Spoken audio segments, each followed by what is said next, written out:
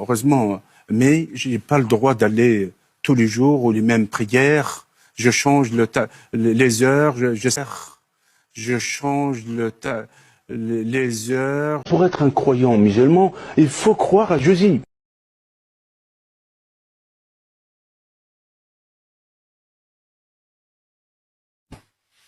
C'est important. Moi, je reçois plein de familles. Des musulmans, ils viennent nous dire, protégez-nous face à ces individus, face à ces gourous de l'islamisme, les imams de Google. Et ça, je trouve que l'État a pris la conscience, surtout le Conseil d'État, il a mis en priorité la protection de la société, de cette jeunesse face à cet individu.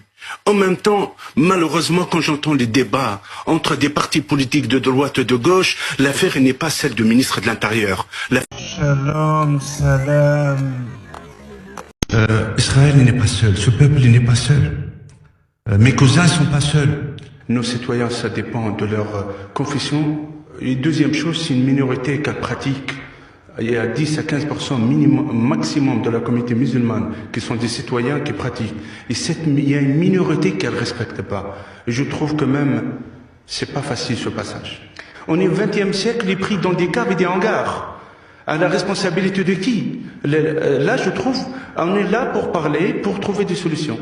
Un islam qui n'habite pas en France, qui est habité par la France, qui prend les soucis et les priorités de nos citoyens, que je trouve ça, c'est la majorité qui le pratique.